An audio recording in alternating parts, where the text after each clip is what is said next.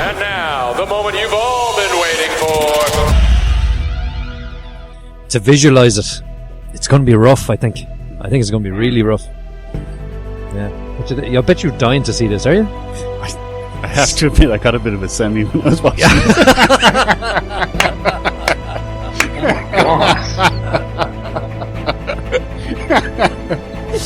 I instantly identified.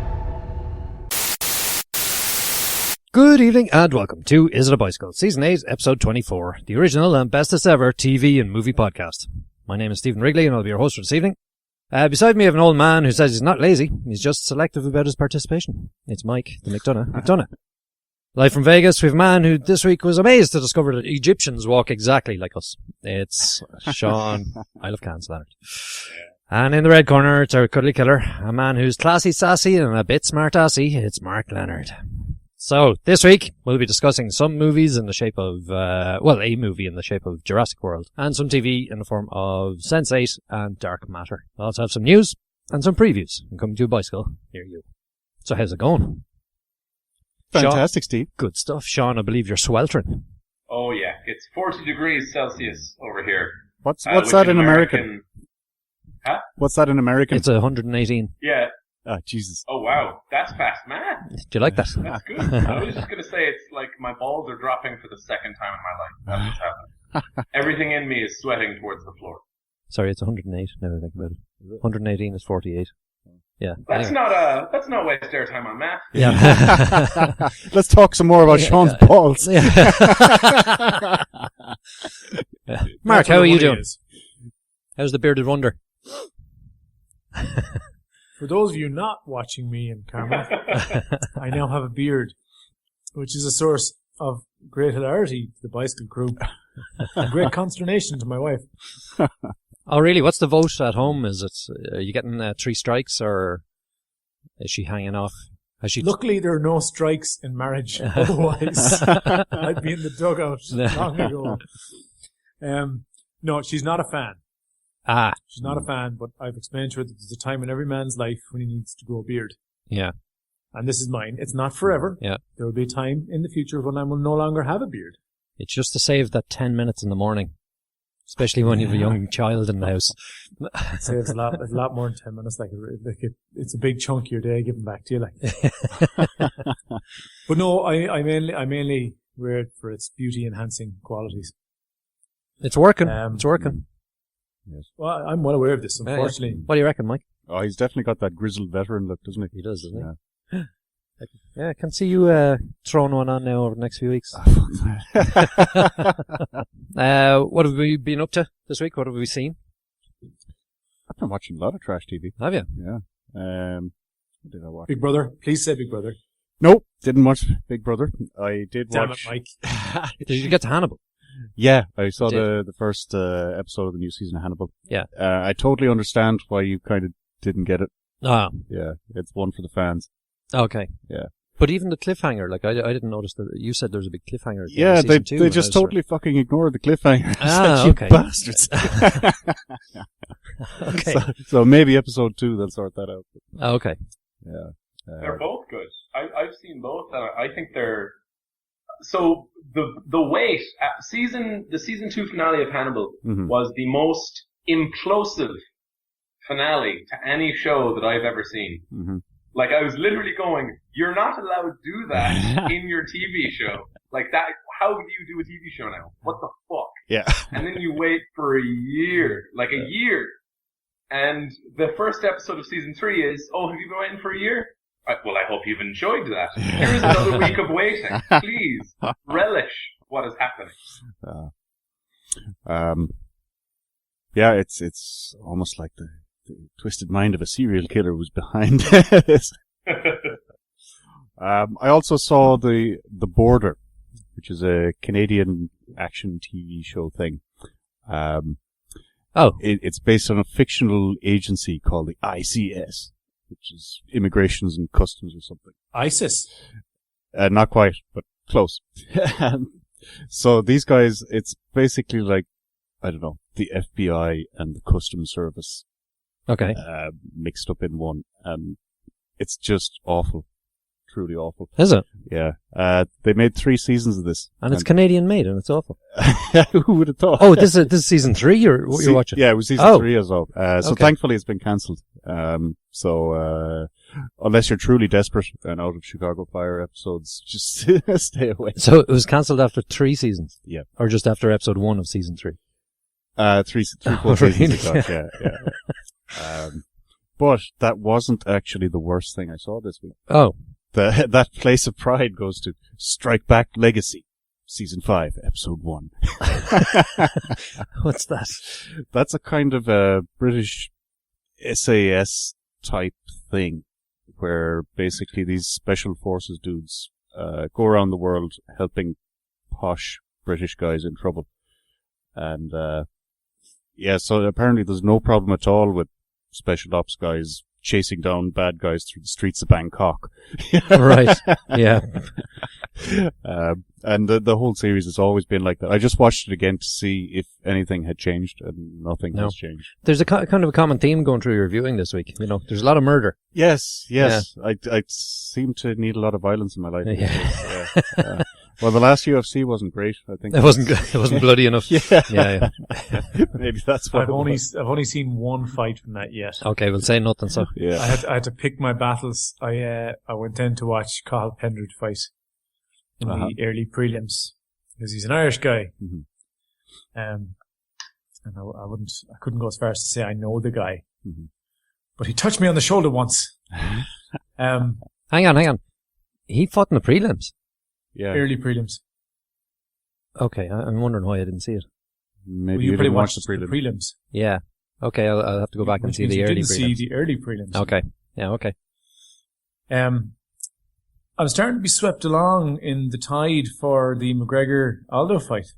Yeah, it's coming up soon. Oh, we're also past that at this stage. Right? Yeah. There's a lot of talk. Did you see the video of other UFC fighters picking the winner? No, I read the headline. I didn't actually get to see it. But is it good? It's worth watching, yeah. Me and Frank Mir have a lot in common. Not just that we're tall and handsome, but he came up with a couple of the same points I had made when I was breaking down the matchup. Right. And he added one to it. Like, I know this isn't an MMA podcast. Apologies, Sean. But he talked about how it's really tough to say how it's going to go because McGregor hasn't fought the likes of Mendes. Right. If he'd fought Mendes, you'd probably have a pretty good idea how it's going to go. Yeah. But because he hasn't, there's doubt. But he's saying that one thing that he spotted in the Seaver fight, Conor ate a lot of leg kicks from Seaver. And you know who's better at leg kicks than Seaver? You know who's the best at leg kicks? Yeah, it's Jose Aldo. That ex-soccer guy. Yeah. So, given that it's a 5-round fight for the title, if he starts eating those kicks early, then he may not have the movement. You honestly think it's going to go 5 rounds for towards the end? But every single UFC fighter they asked picked Aldo. Every single one. Yeah. And a normal human, in McGregor's position, probably going, fuck, maybe I made a mistake. Maybe my mouth has written checks my body can't cash. Yeah. But don't you know, McGregor has a list. He's gone through the internet and going, right, I have to mention this guy in my winning speech. Yeah. Here's another guy I'm going to prove wrong. Fucking 446,000 names I have to say when I win the title. It's going to be a long speech. Make history. No, I'll be bigger than that. Yeah, it'll be a hell of an upset. Anyway, it's exciting. What date is it again? They're evens on Vegas. They were evens. He's the underdog now, but the odds keep flipping back and forth. Yeah. He's an underdog to my mind, but I think he could still do it. I think he could still do it. He's going to finish him inside 2 minutes. You reckon? Yeah. It's not going to be a contest at all. Is that what you think, Mike? Or is that just because you're Irish? That's what I know. Hang on. You're saying... no wiser. You're saying McGregor's going to beat Aldo? Yeah. He's going to wipe the floor with him. Interesting. Simply because... I'm saying he could beat him. Hold on, no. I'm not saying he's going to lose at all. But I think coming out and saying, that he's going to beat him in 2 minutes, I think is a bit mental. Aldo has no head movement. And Connor's got angles, is that it? Yeah. Yeah. Aldo won't land a shot on McGregor. Hmm. And he'll be knocked out well inside the first round. You heard it here first. Heard it here first. Okay. Yeah, Sean, we're moving on. Money on it. Oh yeah, we will. We'll have to. Yep. We'll have to put money on that one, yeah. Mark, did you see anything else this week? Yeah, I saw quite a lot of things. I got to see, finally, Let's Be Cops. Oh yeah. Which I really enjoyed. Really? Yeah. I love that guy. Who's the guy? The white guy? The guy, yeah. That guy, yeah, I know. From New Girl, yes. I should know his name, but I don't. Yeah. Yeah. Him. We saw him this week as well in Jurassic World, which we're going to talk about in a while. I love that guy. He's great. And he was very funny. So I enjoyed that. I enjoyed the hell out of that movie. What else did we watch? We watched a couple of weird stuff. Oh yeah, Big Brother. Oh. So there's an Irish guy in the house. And this is going to be resonant now with the Is It a Bicycle crew right away. Because as you're all aware, I did an interview with the Corminator. Oh yeah. From California, and he was talking about how it's impossible to make money on Irish reality TV. But his arch nemesis from that season, Mark, is now in Big Brother. He's in Big Brother? He's in Big Brother. And depending how it goes this week, he could go a long way. And I'm just looking at it going, like, I know, possibly why they didn't include Cormac when Cormac typically just tries to stay out of the rubbish. Yeah. Because that's the opposite of what you want in Big Brother. You want someone who either creates rubbish or just sits in it and smears it on his face. Well, Mark is perfect for that. Cormac, who I think is a great character, it was neither of those types. Whereas Mark is the rubbish. He literally is the rubbish. Yeah. And, it's amazing. Some of the things he's done, it's just so funny watching him. And then he always finishes up after doing things that are completely uncalled for and unreasonable in a normal setting. He goes, "It's just Irish banter." So, assuming he doesn't get kicked out, which is also a strong possibility. For no reason, he made a tinfoil hat, a tinfoil sword, and extended the length of his penis with tinfoil and walked around the house wearing just that. No reason. He did that because he was on telly. Yeah. You're right, Sean. He's playing the game. There's an implicit reason. There's an Yeah. implicit reason that he wants to be interesting. But damn it, reality TV needs more people like that. But anyway, he's made the season. It was a rubbish season before he got in there, and now it's actually really, really good. Cool. There you go. So the summer is when I get very desperate because there's at least a month where they just don't give you any new shit, and all the other shows are either ending or have ended. So I usually end up either watching a lot of new movies, or I go back and I watch TV shows that I wasn't sure about when we reviewed them. Yeah. So I have now seen every episode of Unreal, the show about doing a reality TV show. Oh yeah. How'd that go? It's worth watching. It's really worth watching because they're really fucking shit to each other. And usually when I watch shows like that, I don't know, if I'm not invested in one of the good characters, it's I need to see somebody I can root for or whatever. Yeah. But in this, it's fine. It's perfectly fine that they're doing all this terrible shit. I don't know why, but it is. So remember we had that comment about how the really bitchy producer, it was nice that she was humanized when she was hanging out with her boyfriend, who was the creator of the show. Yeah. Was it ever mentioned that the creator of the show is married and it's not to her? No. Yeah. So someone shows up in the next episode and just goes, "Hey," and her face changes. She goes, "Fuck," checks her outfit, and then she walks over and goes, "Hey, Karen, what are you doing here?" And she's like, "Oh, I'm just looking for my husband." And they're like, "Ah." And they managed to get through about, I don't know, an acre of plot every episode. There's a full episode about one of the contestants' parents having a heart attack and about whether or not they should tell her. The discussion about whether or not they should tell her lasts 5 seconds. It's this: nobody tell her. But what about her dad? He's in the hospital and he might die. Yeah, you definitely shouldn't tell her. That's going to make her really fucking sad. You can tell her tomorrow after the vote for blah, blah, blah. It's really intensely shitty. Yeah. It's crazy. So I've watched that. I think it's worth watching. It's trashy, but they've done this beautiful thing where if you don't like reality TV shows, then you're like, oh, they're showing how terrible they are. Perfect. Yeah. And if you do like reality TV shows, you're going, So that's how that stuff happens. It's really well done. Yeah. I also went back to Other Space, which was a comedy about bunch of ill-prepared space people in the future on a spaceship in an entirely new, uncharted dimension. That's fucking great. Is it? I've been meaning to get back to it. That's exactly on my list of stuff to get back to when I have time. Yeah. So they have one of the best episode-long reveal jokes I've seen in episode 2 with Dave Franco's character, which I know you commented on before, Steve. But once that stopped happening, I was like, well, shit, now what are they going to do? Do they have to start having love relationships and yada yada? And they kind of do, but every one of them is always either enhanced by the science fiction trope or just hilarious and sped through. Do you remember in Interstellar when time is different on the one planet to another? Yeah. So they send two characters who haven't really had any discussions, like one-on-one, down to the planet. And right before they do, they're like, we've never had any one-on-one time, and she's kind of a ditzy, stupid, terrible bitch slut.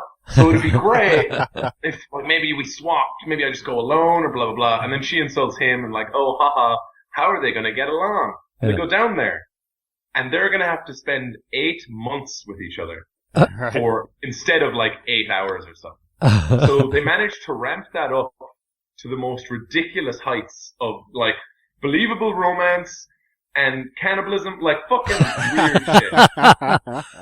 So I'm impressed. Brilliant. I'm very impressed.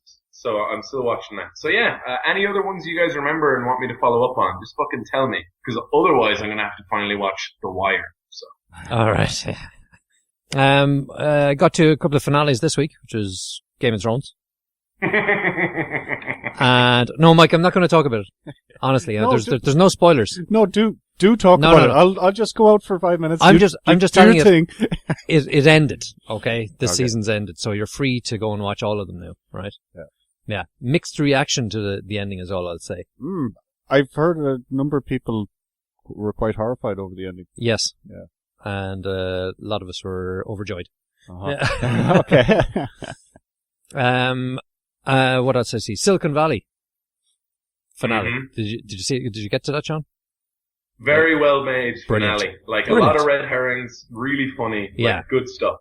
It was funny. It's just such a great series. Yeah, And can't they're wait till also that- a bunch of shitholes. They're terrible people. We go to news at last. Go to news with John.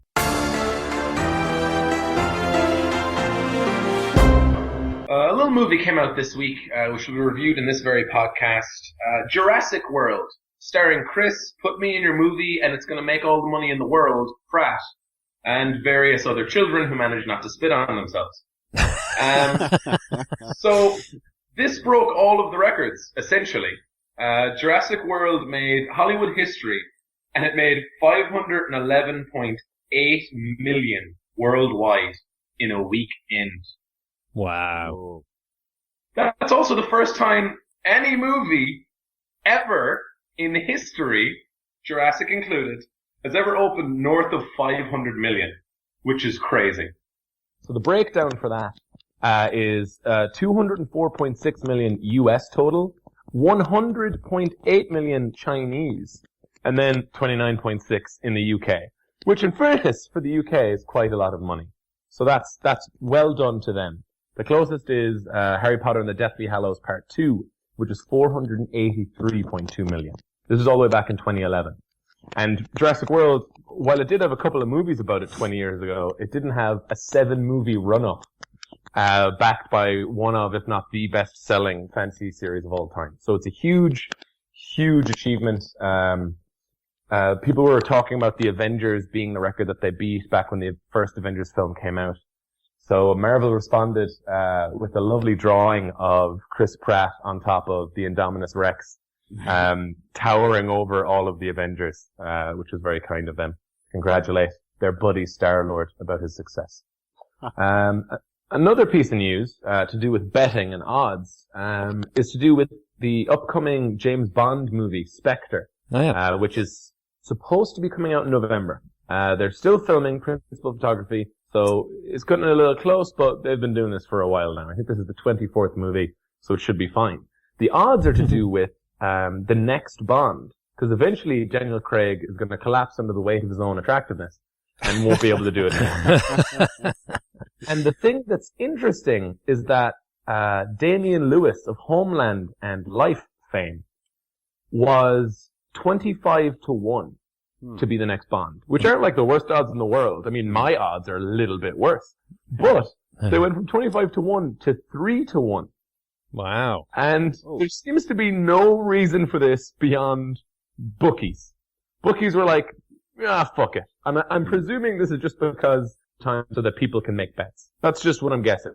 With these new ones, I might take a bet on that. Anyway, so that's Damian Lewis. Fassbender has that as well. It's 5 to 2. Tom Hardy's 4 to 1. Henry Cavill's 5 to 1. And our own Michael Fassbender 7 to 1. So a little bit on that before we delve now into our final piece of news, which is quite interesting, and it's to do with Netflix. So, we're all aware that Netflix has been pumping out season after season of fairly critically acclaimed television. And we have, in this very program, have discussed how they're moving into movies a little bit. Now, when the first thing you hear about them moving into movies is that they signed a 4-picture deal with Adam Sandler, you gotta wonder if you know, that's a sound decision. Yeah. But, here's the next thing, right? This is according to The Hollywood Reporter. Brad Pitt has a movie that he made through Plan B and Rat Pack Entertainment, like his studio, called War Machine, which is about, based on this novel, The Operators, the wild and terrifying inside story of America's war in Afghanistan, which is about a real-life story of a guy, a soldier, who mocked Obama officials, including Joe Biden, the vice president, and was forced to resign. So, that's the story. Pitt was making the movie, he was in it, like he was attached as one of the leads, and certain of his, I suppose, demands, negotiation things weren't being met by the regular forms of release, so it was put up for auction, like anybody who wants to make us an offer. So Netflix dropped $60 million for the rights to release this movie. Wow. Whoa. So, like, think about this. They've already got shows that have won Emmys. They've already got shows that are, like, very much talked about. And people love the way that they can binge watch them. They're a big deal. If they can manage to become a movie, like a legitimate movie releasing studio as well, what the fuck? Yeah. What the fuck chance does any other, like, streaming service have? Like, it's gonna become, when it comes down to this, we have movies, TV, and Netflix. And then we're gonna have fucking Netflix. I'm really interested in that, and I'm also now kind of worried, because if they get a monopoly, then we have to watch Orange is the New Black forever. I saw also during the week that Amazon and Hulu have quite a lot of stuff coming down the line. They're still plugging away, but Netflix, does seem to be dominating at the moment. Yeah, Hulu's The Awesomes is a show that they have coming out, and I like because the name. But besides that, I'm not really sure. I mean, Yahoo managed to pick up Community. They apparently wanted to do a Community movie immediately after their last season had its finale there a couple of weeks ago. But the creator was like, maybe wait. Maybe wait a while. Maybe write a movie instead. Let's wait. Like Entourage is out next week, isn't it? Entourage, yeah. So, we'll see. We'll see if anyone can compete. I mean, in the end, it's not really about whether or not Yahoo, can survive as a streaming platform. It's about whether or not Google wants to put money into buying or producing original content for Yahoo, their streaming service. Yeah. One last item. Mike will be delighted to know. Dog Tanyan and the Three Musker Hounds. Oh, God. Oh, really? They're coming to the big screen. Nice. Yeah. The first season of that was made in 1981 and the second season in 1990. The first season was made by the guys who owned the rights to the Spanish BRB or something like that, or RBR or something like that. Anyway, so that'll be out in next year, 2016. Thought you'd be delighted. Yeah, 1981. I got the box set for my 40th. Yeah. It was massive. You know, that was shown by 130 different TV stations. Was it? Yeah. All right. It's a worldwide phenomenon. Yeah. Cool. So moving on. Let's talk about our movie, Jurassic World. So this follows on from, what is it? Episode 4? So this is Jurassic Park 4, Jurassic World. It's about a theme park called Jurassic World. It's got dinosaurs, and not satisfied with normal dinosaurs, and to keep people coming to the attraction, they decide that they should develop new attractions made up of DNA from other dinosaurs. And so they create something called the Indominus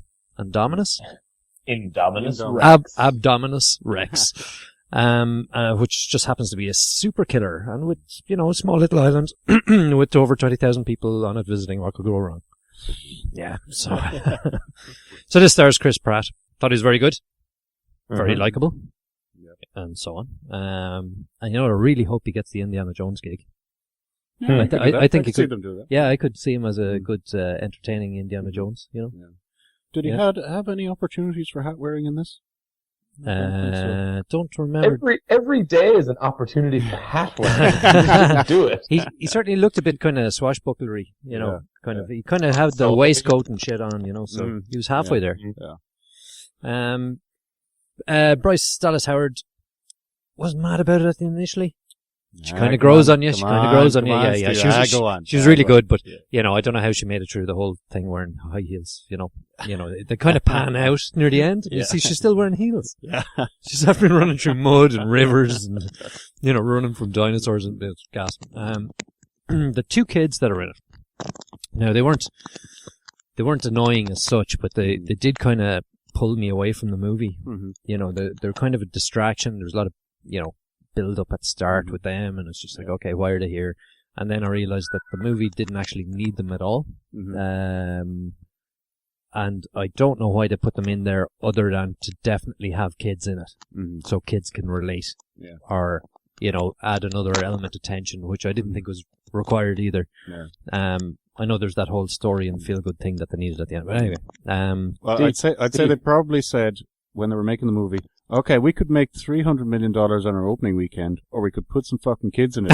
And make 511. Yeah. Sorry, Sean, what were you going to say? Well, I was going to say, they've already managed to wait 20 years or whatever to make a sequel. Why not put young characters in it so you can make movies with them every 4 years until they die under the weight of their contracts? Oh, fiendish, Sean. See, if they're going to do that, wouldn't they have done that with the original kids?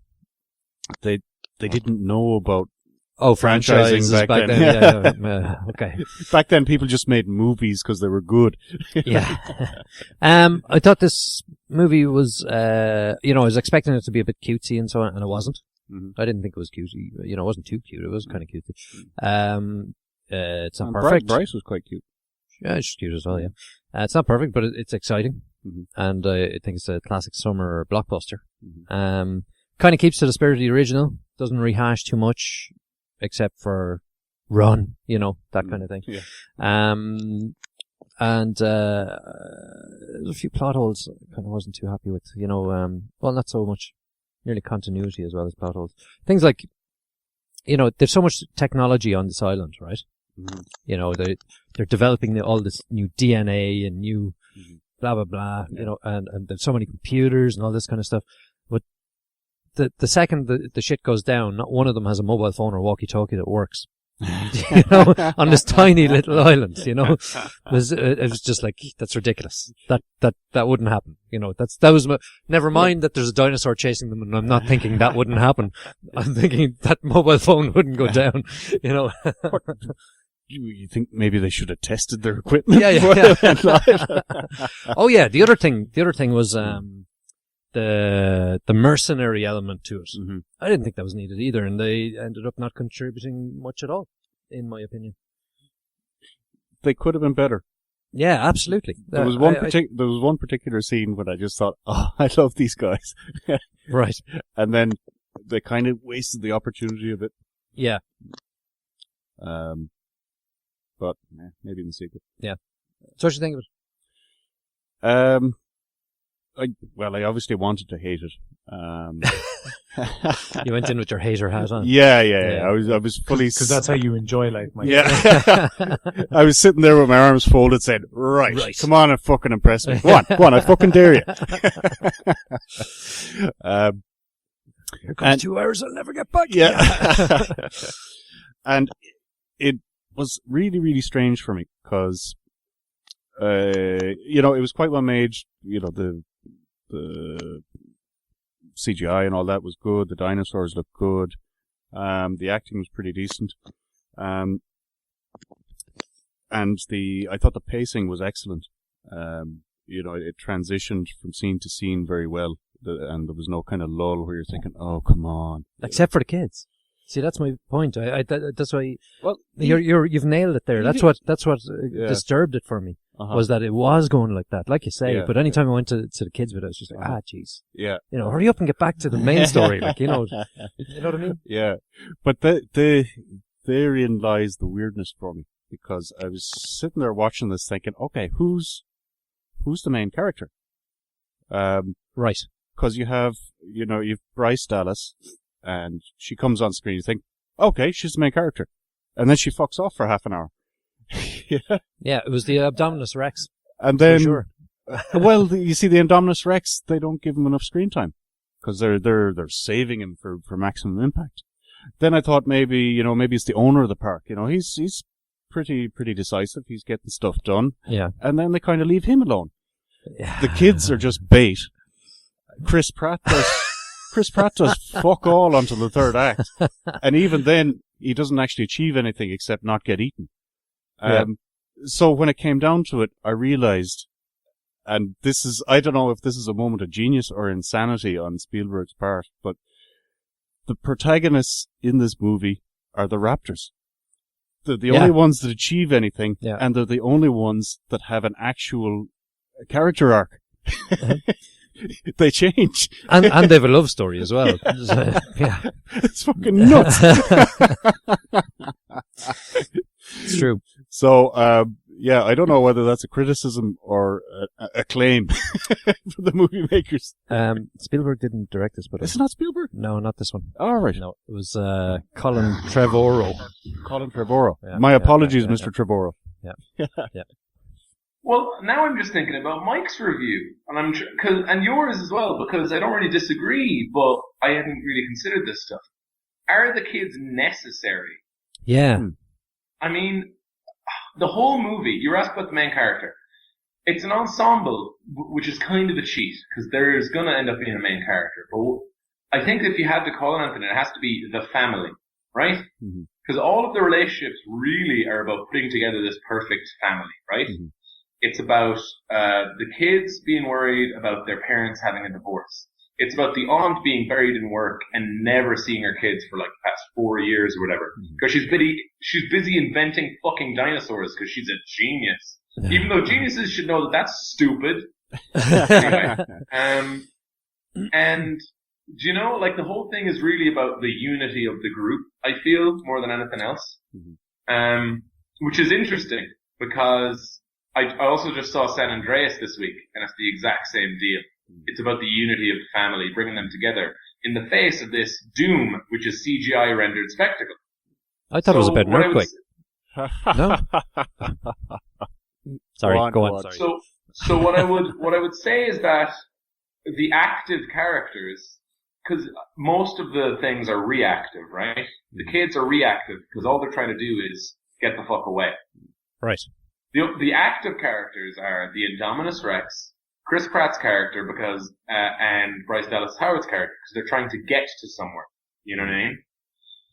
And yeah, so I don't know. I felt like it worked in that sense. I wasn't worried about knowing who was the most important person. I thought that it went along quite well. Vincent D'Onofrio, aka the Kingpin, was quite good, I thought, as the military guy. Yeah. And I think that was their attempt at doing what science fiction should do to get at, you know, like whether it's politics or social commentary or whatever. The idea that when we build things, we go, how do we use this to hurt other people? And I did like the idea of, well, people have been trying to build killing machines for a long time. Right. Dinosaurs, they've really understood how to do it from birth. So Yeah. this fight's going to go badly. And that was my favorite thing. My favorite thing was, in movies like Avengers or whatever, I go, oh, they're gonna beat him. The good guys are gonna win. They definitely can. They're super strong, Yeah. powerful, it's fine. But in this movie, after the Indominus Rex started tearing motherfuckers up, I went, no fucking way. They have to get the fuck off this island. You can't fight that thing. Yeah. You are dead. That thing is going to kill you a lot. Yeah. And that was good. Like, I was a big fan of that. And then, Mike, you're right, the pacing was very well done. I was with them the whole way. I don't know about, there's so many people, and I'm not kidding, on my Facebook feed today, somebody was like, still haven't seen Jurassic World because insert name of dinosaur should really have feathers. Yeah. Right. And I'm like, really, motherfuckers? Yeah. Really? Yeah. And there are people complaining that, one of the features of the movie is that Chris Pratt is essentially a raptor trainer. Mm-hmm. Yeah. A raptor wrangler. And they were like, well, no, that wouldn't happen. Well, the relationships animals have with humans in almost every movie ever. Rare. Like, it wouldn't fucking happen. So, let them get away with it, with these made-up CGI creatures. I like them. I was a big fan of the way that they were essentially given a character as well, right? Because they were another group, a unit. And in the end, I guess, that we were all striving towards harmony between whether it's dinosaurs and people or, like, famines. So I don't know. I thought it was a good spectacle for the summer. I don't think it was trying to go beyond that, so. There's some very funny bits in this, actually. There are. Did you notice during one scene, there's well, it's hard to, we know what happens from the trailer, right? Mm-hmm. So there's one scene where there's a rampaging dinosaur of sorts, and everyone's running out of the way, like everyone, and you just see this guy, he's in a bar just off on the streets, and when he jumps up to run, he grabs his 2 margaritas, and he runs with them. I saw that as well, in the theater. I was like, what the fuck? Yeah. This guy wants to drink those in the next take? Like, what are we doing? Apparently, so I Googled this afterwards, and apparently it's a guy, I forgot his name, fucking stupid research, but he owns a bar called the Margarita, which is the name of the bar in it, and it was the actual bar owner that they put in there. Yeah. Yeah, so it's quite well done, I thought. Yeah. One criticism: some of the dinosaur battles, it was a little bit hard to tell who was who. In a transformery kind of way. Yeah, like if they'd had a red dinosaur and a yellow dinosaur, it would have been easier to follow some of the combat sequences. Exactly. Red costs more though, Mike. Red costs more to CGI, so. Oh, maybe. Yeah, fair enough. Higher insurance premiums and everything. Yeah. You have to wonder why they didn't do that, don't you? Yeah. Speaking of CGI, I thought it was brilliant. You know the way sometimes, like in the original, that you'd notice it's CGI, but you'd still go wow because you'd have the big pan shot, Yeah. But in this, there wasn't once where my brain went, "Oh, that's not real," but it's not real. But I didn't go, "Oh, that's CGI," is what I mean. Yeah. Oh, actually, a couple of the helicopter shots I thought looked very Thunderbirds or Go. Oh, right, okay, yeah. In fairness, yeah. But yeah. the dinosaurs, I mean the animals, yeah. Yeah, they're pretty good. Actually, there's a couple of scenes there that I've been looking for ages, and the what's the name of that dinosaur with the big club on the end of it? The end of the tail. Fuck. I know what you're talking about. Yeah. Shit. It's Magna Clubodon. That's the joke I was going for as well. I was going to say the same thing. Clubosaurus. Yeah, Clubosaurus. Yeah, that one. Yeah, that was quite cool. Yeah. I enjoyed this. I wasn't expecting to. I was kind of a bit like you, arms folded. Right. Let's get through this. Yeah. But, no, I thought it was good. It was a return to the original, that spectacle, excitement, and good fun. It was a fun movie. Mm-hmm. But, there's an elephant in the room we haven't addressed. Oh, yeah. That the kids didn't have computer skills? Nope. It's what did the mainstream think about this most mainstream of movies? I absolutely loved it. It was great. It was really, really good. I wasn't distracted, as I often am, by things like trying to figure out who the main character is or if there's character development or not. I was just looking at the dinosaurs. You know, I don't know which Jurassic Park it is where Jeff Goldblum goes. That's how it always starts, with the oohing and the eyeing. Oh, and yeah, the running and the screaming.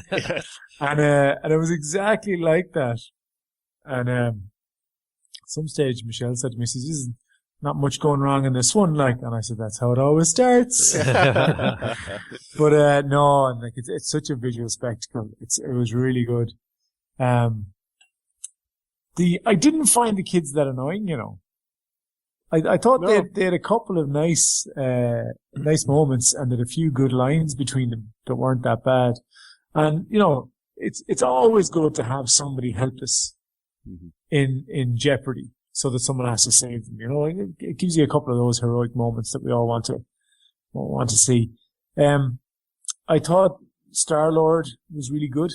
I liked him. I was also a big fan of Jake Johnson in this. I thought he did a great job.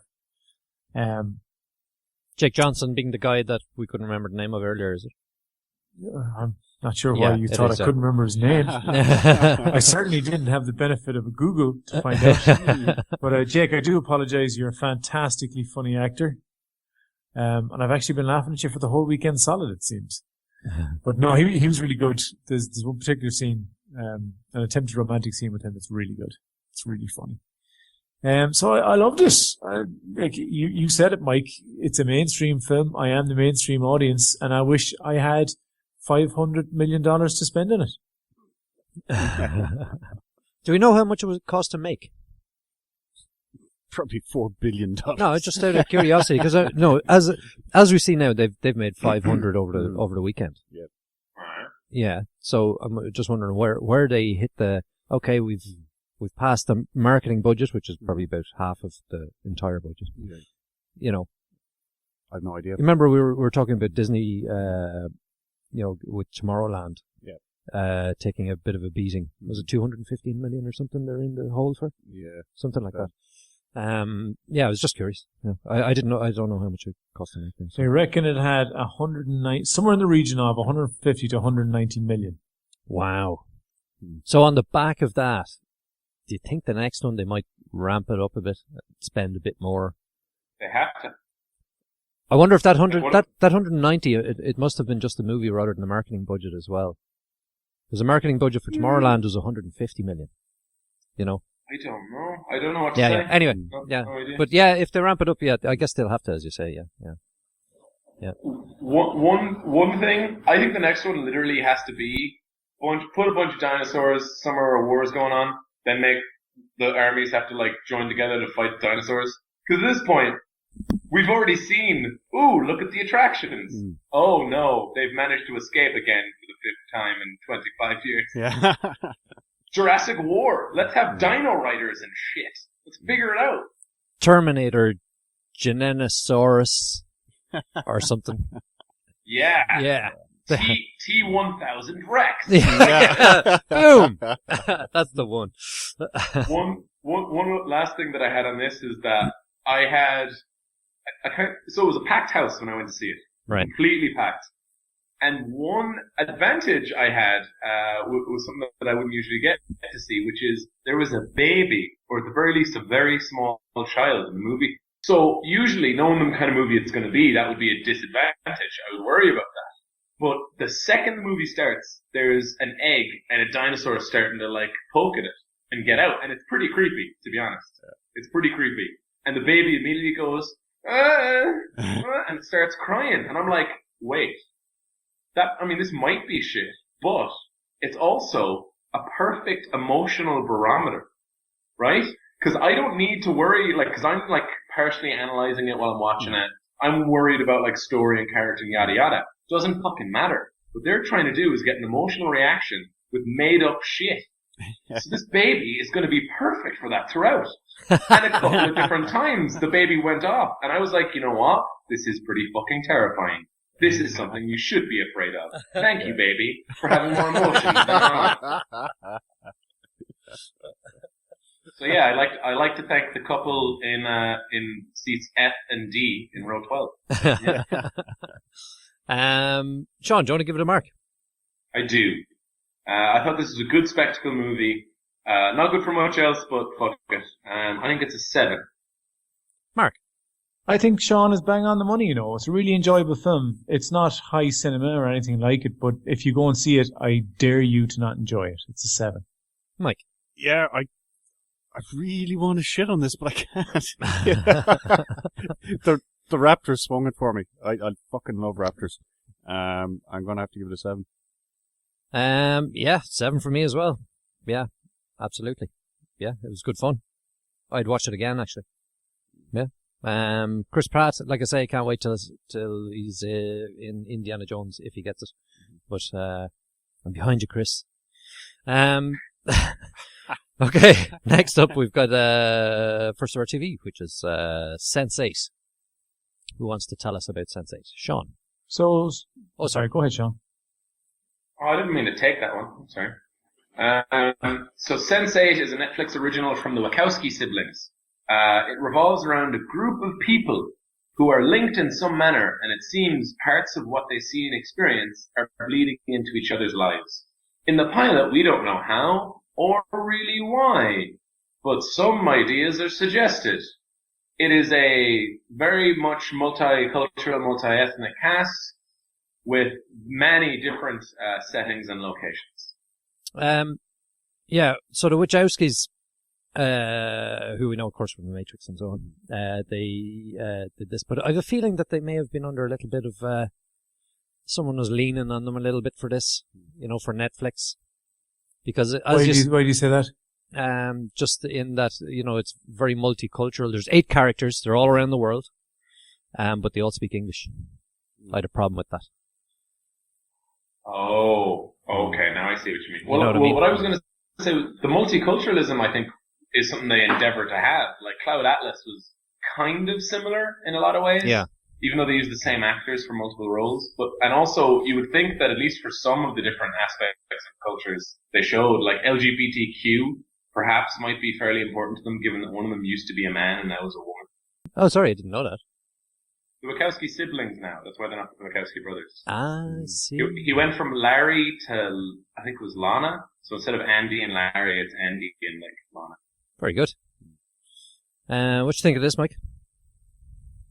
This was a complete and utter steaming pile of horseshit of an order of magnitude greater than Strike Back Legacy. Oh, wow. Really, Mike? Yeah, I fucking hated this. Really? Basically, they have 5 minutes of really poor intro where they're trying to build the universe and they don't bother telling us what the rules are. You have Daryl Hannah, who is looking more and more like Sylvester Stallone's mother. Oh, Mike. Mike. I don't know what kind of cryo chamber they dragged her out of, but fucking hell. Wow, Mike, wow. And, so yeah, they have this confused setup that is supposed to draw us into this world and doesn't give us any real information on what's going on. It seems like there's some kind of parallel dimension reality type thingy, but no explanation. They're obviously hoping that we're going to stick around for 6 episodes to find out what's going on. Then they proceed to introduce, is it 8 characters? 8 characters, I'm assuming it's 8 because it's in the name. Yeah. All of which are boring, and they spend the rest of the episode giving us 5 minutes of backstory for 8 characters each that we don't care about and have very little of any interest happening to them. Can I talk to you about some of your points there, Mike? Go on, talk. I think somebody should. Daryl Hannah. He's spewing vitriol. Daryl Hannah. Yeah, you know what? It didn't look like Daryl Hannah, in fairness. It did look a bit like Felicity Huffman. Who I thought it was for the first few minutes. But anyway, that aside. Yeah, episode 1, I agree, not enough is explained. Mm-hmm. But they've got 8 characters, right? They give us little bits, and some of them, I want to know more about than others, and we get less of. Like the Chicago cop guy, we get to know a good bit about him. Yeah. They don't tell us a lot in the pilot, but I think that this is sort of where we're moving into a sort of bit of a new era of TV, because it's on Netflix. Okay. People don't tend to watch like just the one on Netflix. They'll just go straight on to 2. And I'd say if we watch 2 instead of 1 as the pilot, we might be more accepting of it. You know, the lack of story in the first one, because you're nearly expected to binge watch on Netflix these days. You know. However, the 8 character thing. Yes. If you take another show that has loads of characters, like for example Lost. Yeah. They start out with 2 or 3, and then they build on, and they add more and more. So they get you hooked on a couple. Yeah. And then, as the series moves on, you can build in more. Here, they've just given you the whole plate straight away. And there's not enough of anybody to give a shit about anybody. Oh, there is. There so is. I want to know what's going to happen with the Jean-Claude Van Damme van versus the Bat van. I couldn't care less what happens to the vans. Where are they? They're in South Africa. Is it South Africa? Oh no, yeah, you're right. That's another one. That's the girl who doesn't want to get married. Yeah. Oh, whoa, that really drew me in, that fucking plotline. Look, I believe, that it's a bit of a spoiler, but not really. I believe there's a Bollywood scene in some of the episodes coming up where there's a whole song and dance thing, and I can't wait for that. The Korean side of it, naturally interested. Didn't light my fire yet, but I do like the whole that person sees what that person's doing. I'm not sure what's going on exactly. Is it like a collective consciousness that's going on, or do we know? I think that essentially they can each either view what's going on near someone or inhabit that person's body. Because the pitch for the show, which is, I believe, explained in the trailer, but the pitch for the show is essentially, like, they have different skill sets and memories and yada yada. Yeah. So imagine one of the characters is a doctor, for example. Yeah. And someone you know gets shot. Imagine if you could actually reach out and swap with them so the doctor could do that. You know what I mean? Nice. So that's the idea. It would have been great to see that in the pilot fucking episode. It would. Yeah. Very true. Yeah.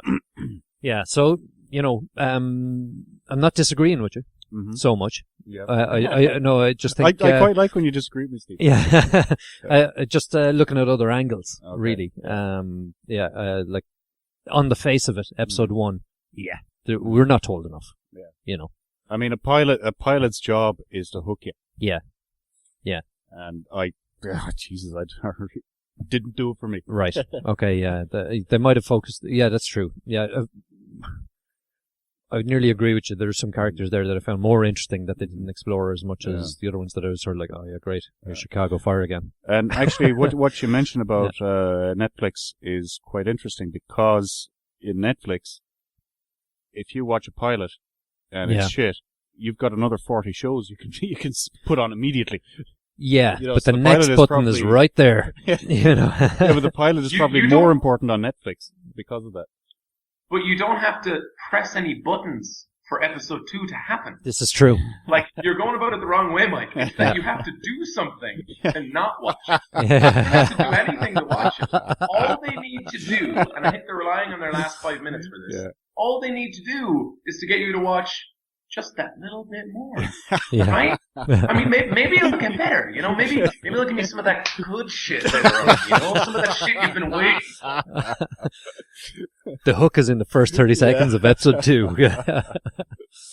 So what do you think of this? So I was sitting on the kind of baby rocking chair we have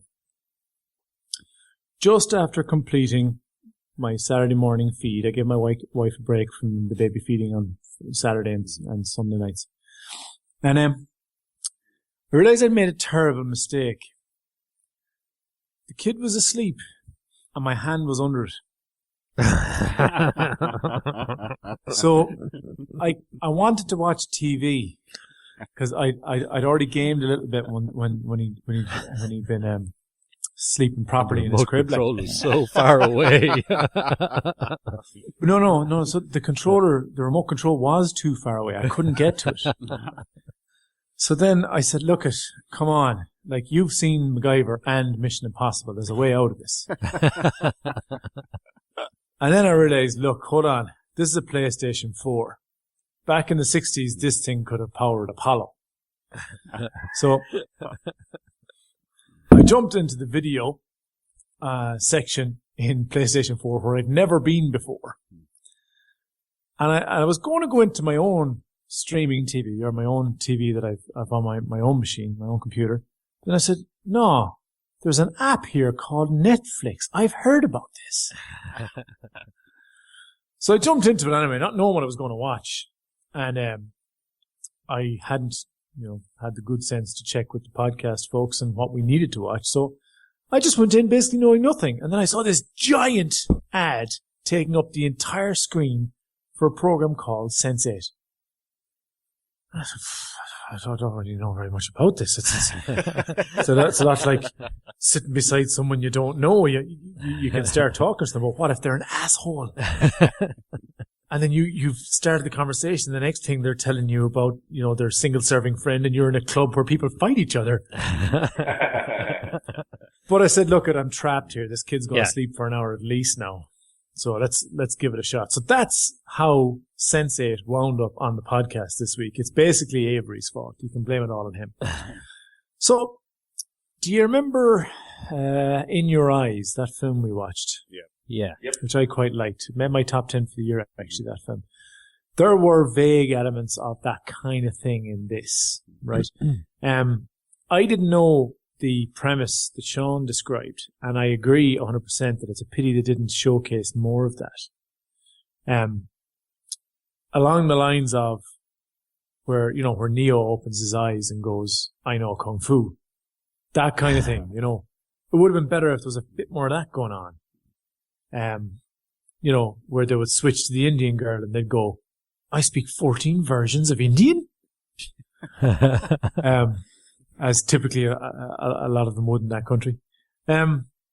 So they should have done more of that. The plots themselves and the pivotal event, the catalyst event, wasn't there for me now either.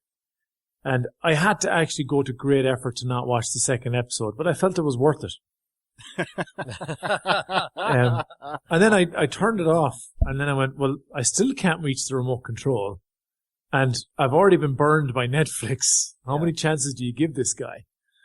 So then I just tried to go to sleep.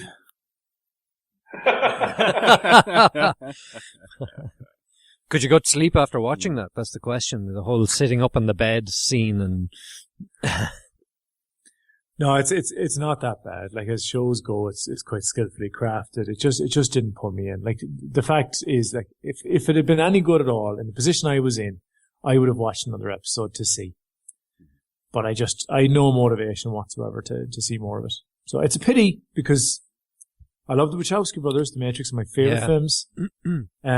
And I like a lot of their stuff since then, but it just didn't strike quickly enough, I think, is probably the issue.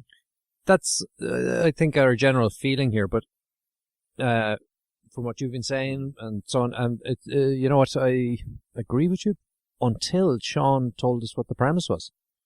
Now I'm interested, because it sounds cool. Did you not figure that out? No, I didn't know the whole premise. Oh, okay. Yeah. Till you later. Just figured out the tip. Just the tip. So, I think I'm going to go back and watch episode 2, but it's not because episode 1 was good. I just want to see, does it ramp up or give us more to keep me interested? There'll be a whole lot more backstory, Steve. But, again, it's the Wachowskis, so it could be very good. Do we know what kind of rating it's getting, or? The reviews have been mixed. They say it gets better, but it'd be hard fucking not to. So it's okay. So it's written by the Wachowski siblings and J. Michael Straczynski, who created Babylon 5. He's written a couple of movies, and he is a comic book writer who wrote one of my favorite Spider-Man arcs ever. I like this guy, so it pains me to say this. It's not written well on any level. The dialogue is really bad. Here's a conversation in Mumbai between, here's what we see. You're in Mumbai, or somewhere fucking Indian. Here's an Indian girl. Here's an older Indian man who's balding. Now they're gonna talk. Here's what they say. Oh, I'm looking for an umbrella. Where are the umbrellas? We hear thunder. And he goes, what? Umbrellas? well, they're upstairs, but why would you need one? Look, it's a beautiful day. And we go, oh, I get it. She's one of the people who can do the thing where you hear shit that isn't around. Gotcha. So now I'm ready. Okay, now give me some fucking story. And then she's like, oh, but I heard it. And I'm like, okay, you don't need that. We already fucking go. And then the dad goes, where are you going to? Like, maybe you shouldn't work if you feel bad to the job that you have, which is this.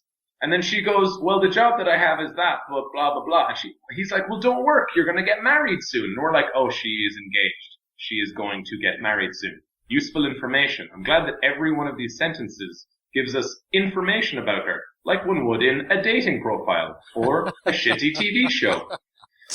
And every sentence of their conversation is built for that. Every fucking sentence. And I don't give a shit. I do not give a shit. Why isn't she having an argument with someone? Why isn't anything interesting happening? Here's a problem with the plotting, right? We know after the first scene that there is a bad guy or a bad group. There are antagonists, perhaps against all of these people who have this weird ability, right? It seems almost like from the beginning that this group of people who are connected are being warned by someone. And that's Daryl Hannah's character. It seems like that, right? And it seems like there's a bad guy who has the same power. Interesting. Is this bad guy now going to appear in one of the other characters' worlds, hunting them so that we can see how they react under pressure? No. No, he's not. He's gonna never show up again, ever. Because fuck it, who cares about bad guys, right? Why would you have a bad guy in a show? That would be stupid. What about these guys with guns? They look like a legit threat. Maybe we could see our characters under pressure. Maybe like the cop has to pop up into various people's things. He's like, what's going on? Why am I fighting people in different places in the world for like 20 minutes? What the hell? That'd be fucking interesting. That'd be an action scene I haven't seen before. Go make a good show with your idea, you fucks. So anyway, I didn't really like any part of it except the rainbow dildo. I thought that was quite interesting. That was something I was going to actually more so the strap-on scene. Is that the first? Yeah, the rainbow strap-on. Is that the first time we've seen a strap-on in mainstream TV? I think it might be. No, you saw a strap-on in The Departed in 2004. Jack Nicholson was wearing it. Yeah. But I mean, being used. Hold on, was there a strap-on? Yeah, being used in anger. Yeah. So Matt Damon is going to meet Jack Nicholson in a porn place so that they can talk with nobody else around. No, not The Departed. I'm with you on The Departed. Not in Sense8. Yeah, there was. Yeah, Prima Agyeman's character. I thought she was a TS. No. Well, she had a strap on, huh? Yeah. Did she not used to be a dude? I don't know, but she might have been. Maybe that was the problem. Her strap-on, she takes it off and drops it on the floor, and we see that it's rainbow and it glistens with the wetness I must have missed that vital detail. Because I heard Michelle Waken while that was on. So I text her going, I'm totally watching lesbians having sex. And then thinking she'd write back lol or something like that. But she just ignored me. Oh, right. As is perfectly appropriate. But then when she came down, I said, I totally got screwed. It wasn't two lesbians. But it turns out it was. It was. Fine. Yeah. You're probably typing the message when it was on the screen. Yeah. That's probably exactly what happened. Yeah. So that was new on TV. Yeah. So anyway, I think I will watch one more of these, but like I say, it's not because of the quality of the first one. I'm just interested to see what Jean-Claude Van Damme does to overcome Bat-Fan. Really. Okay. Yeah. And if they've got different colour strap-ons. See what the collection is like. Yeah. So for me, it's a filler. Yeah. It's 100% filler. Is it filler all around? Filler is a ship pilot. Yeah. Good idea, maybe. Ship pilot, never going to find out. Yeah, true. Well, I'll let you know if episode 2 is any good. Okay, next one we watched was Dark Matter. Who wants to talk about this? Dark Matter is a science fiction show where a crew of a spaceship wake up with no memory of who they are or why they are there. So what did you think? I think it is a fairly typical kind of spaceship crew show, epitomized by Star Trek. I am nearly 100% sure there is a Star Trek Next Generation episode where this is the plot. Oh, really? Almost 100% sure, because I remember looking at this going, yeah, and doesn't the guy who's actually like the captain not think he's the captain? I have a memory of Worf going, well, I must be in charge because I am the toughest, or something like that. And, but that's neither here nor there. There's so many episodes of Star Trek and other things like that it's, every idea under the sun is going to be covered at some point or another. That's not a criticism. It took a while to get into this for me.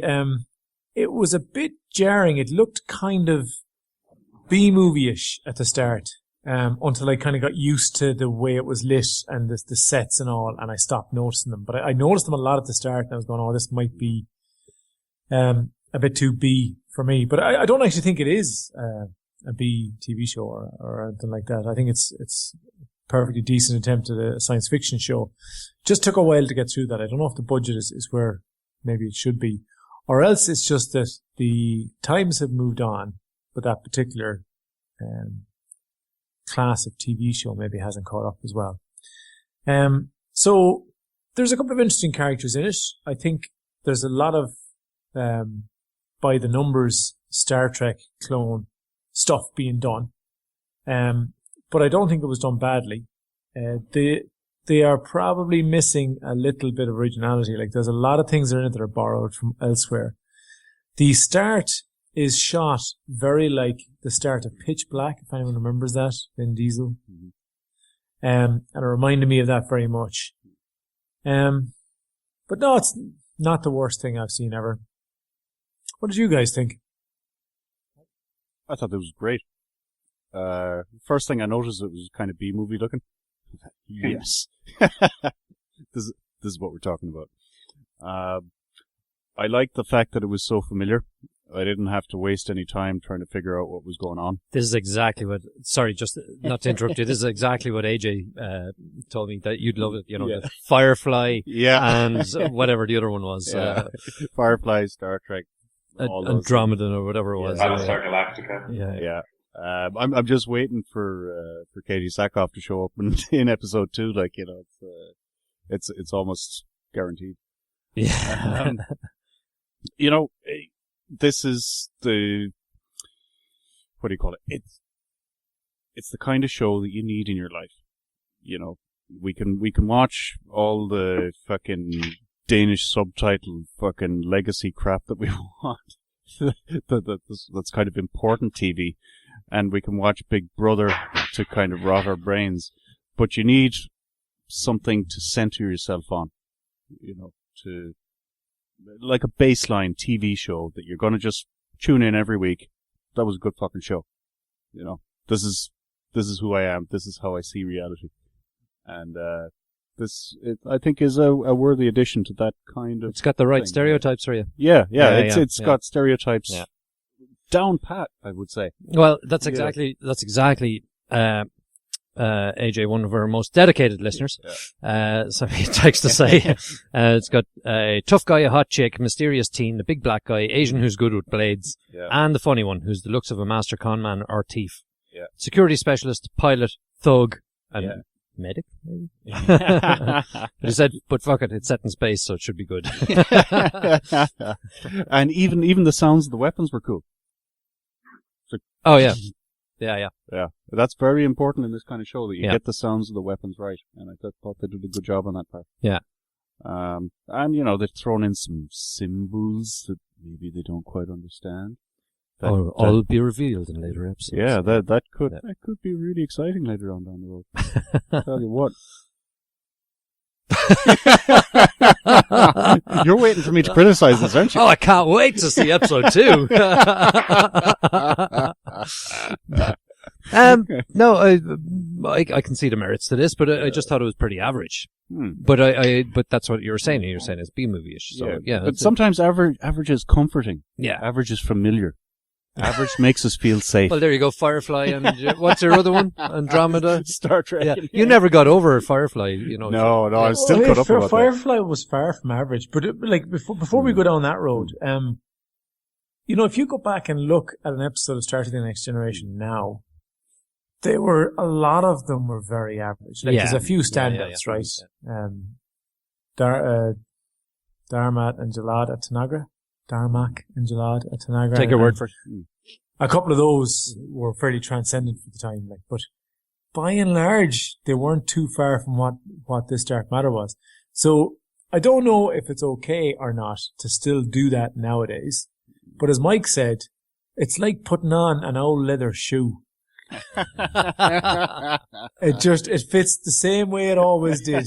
And once I got used to it, as I mentioned, I got over the B grade nature of some of the things that were going on. I was watching an episode of Star Trek, and I said, I could do this. I could watch a few more of these. Sean? I don't know. I agree. I mean, okay, what I was thinking was Firefly, not only in that it is the same shape, in terms of plot, the characters could probably most easily be attributed to Firefly. Jane Cobb is there, identifying himself as a Jane Cobb type character immediately. You have, look at this young girl who may or may not be crazy or might know things she shouldn't. Oh, look, we have River Tam, that's great. We have Zoe, we have the commanding, female character who won't take anybody's shit. We have the Firefly characters played by people where we just, look different and maybe aren't as good actors in a not as well budgeted series. But it's almost like blending Firefly with Z Nation. To me, it was like the same way they borrow from everything, but have their own little fun things with it, or their little twists. It's the same, As for the characters and whether or not I liked them, yeah, in the same way that there's a joke in The Simpsons going back 20 years nearly, and it's Homer is watching a bunch of Yakuza gangs fight each other, all wearing black tuxedos. And then Marge is like, Homer, get away from the window. Let them have their thing in peace. And he's like, but there's a guy wearing a white suit and he hasn't done anything yet. And when he does something, it's going to be really cool. And then he does. And Homer's like, oh, I missed it.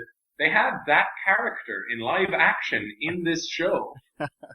He's the quiet guy who's really good with swords. They're literally pulling these things from tropes that have been around for 20 years, which should annoy me, but it doesn't. The twist, which I guess we can't really get into. Well, no, the whole premise of the show is they don't know who they are. So the twist is, are they going to find out who they are? And if so, what repercussions will that have on them? What happened to make them not know what they think? Did somebody do this on purpose? Is it one of them or not? And the twist in that sense, I do find interesting. I like that idea, because at the end of the day, whether it's a computer file or people they meet who used to know them, it's going to be people telling them who they are, what they are like, and what they do. And we've already seen their natural characteristics coming to the fore. Not just that they know how to do the same things, but the quiet guy is probably still quiet from before. I don't think that's a new thing. There's, Six, is what we get to know him as in this episode. Six seems to be caring for, Crazy Girl in some manner. He seems to be protective of her. You know what I mean? The guy who's a dick has probably always been a dick. Yeah. And I like that. So to have the reveal, whatever it will be, go against what we've seen will be interesting. Because they get to pick whether or not, I'm that person. I need to go figure out how to be that person. Or they can go, fuck that. Blank slate.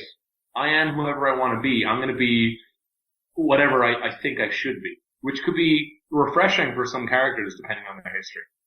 That's interesting to me. And given that it's the summer, I don't know, that might be enough. Yeah, despite myself, I did kind of enjoy this.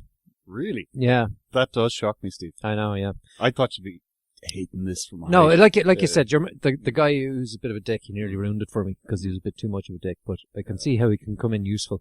Yeah. And there's always a bit of a dick in these shows, you know. And they had to have the biggest gun. Possibly in the history of sci-fi programs. And you know what? It's also the best twist I've seen in a while. Mm-hmm. Yeah. Yeah, it's great. I did guess it. Did you? Yeah.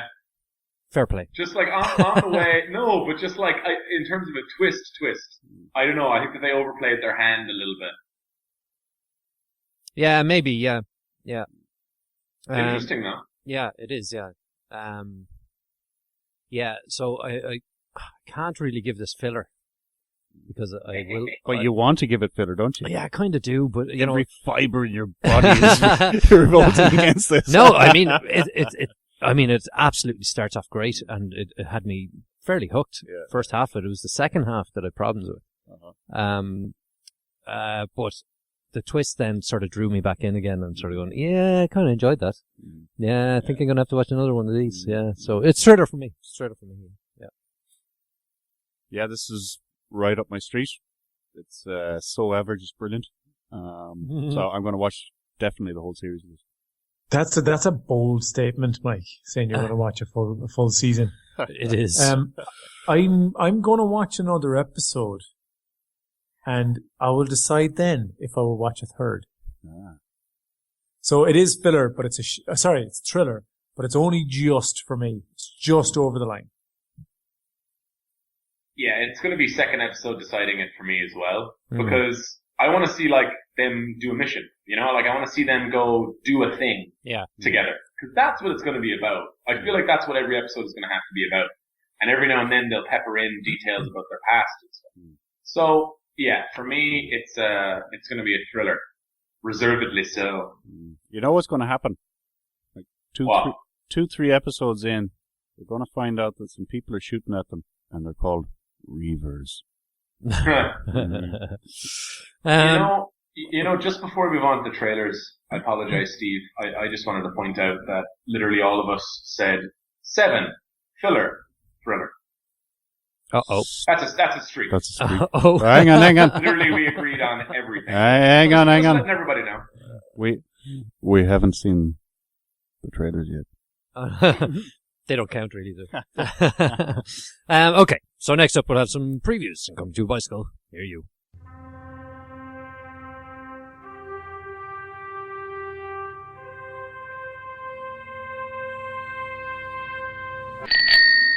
So the first one we saw was American Ultra, which stars Jesse Eisenberg and Kirsten Stoneface. Stewart. That's it. Yeah, thank you.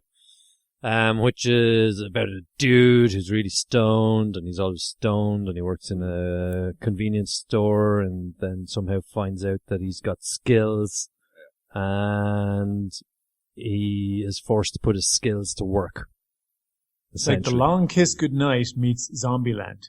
Finally, Kristen Stewart is in a film going out with someone who's in her league. Oh, you bitch! Poor old Jesse. I'm sure he's well aware of his shortcomings. Oh. And his lack of beard. So what do we think of this?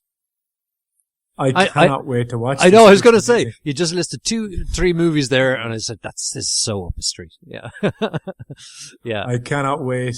It looks like see fun. him Yeah. Jump out of a second floor building, shoot an ice lake with an Uzi, and then fall through it into the water, saving himself. It's going to be amazing. This is going to be great. This is going to be so fucking stoned cold killer. Like, it's a great idea. What it seems to be is he's like a sleeper agent, but he's done so much drugs that the commands aren't working. Like his body, like his brain has forgotten the actual things to make him be the guy he used to be. So he's just like kind of happy with his normal life. And Topher Grace is going to be in it as an asshole who's funny. That's what Topher Grace should do for the rest of his life. He looks the same age as that 70s show. He might as well play the same character.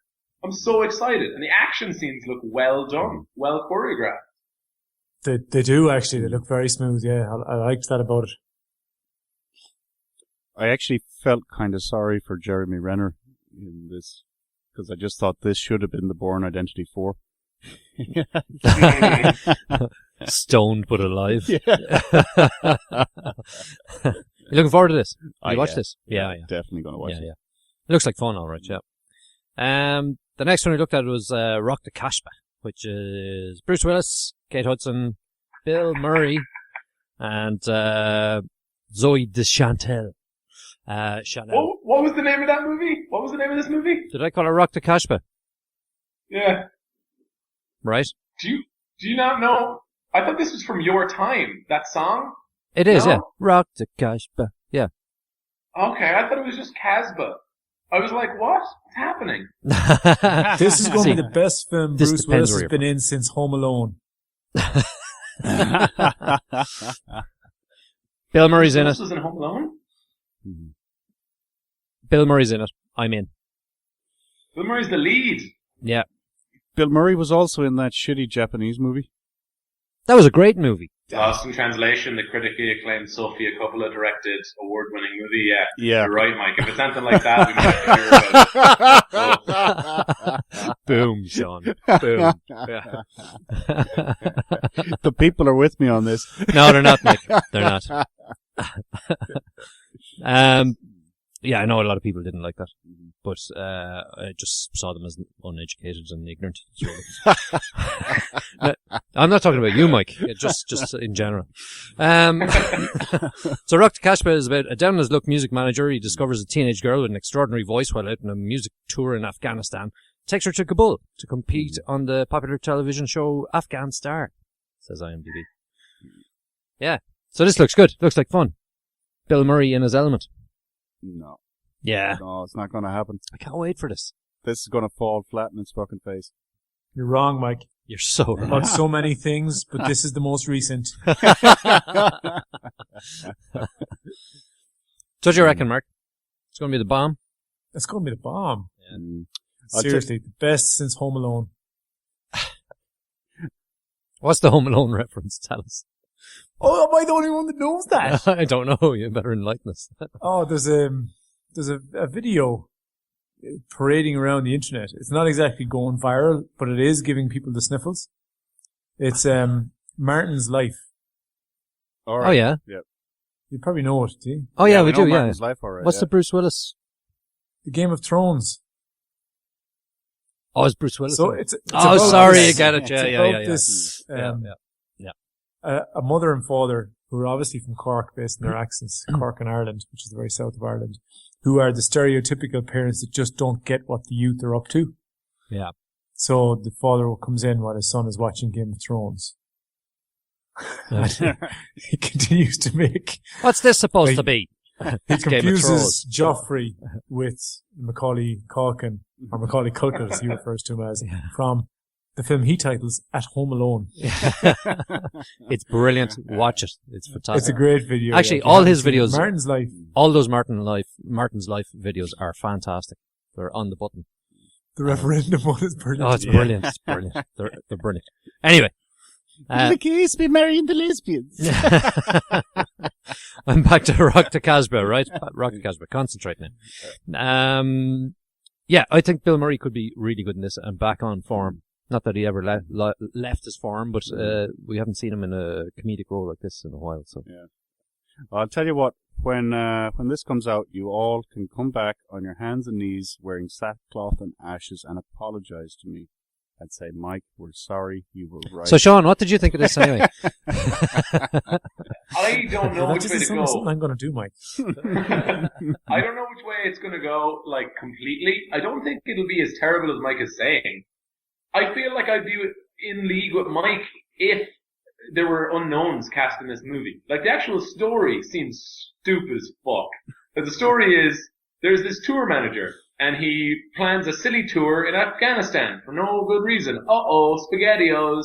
What's that? He's been abandoned by his talent? Oh, look, he's just found some random girl who wants to sing an Afghan star.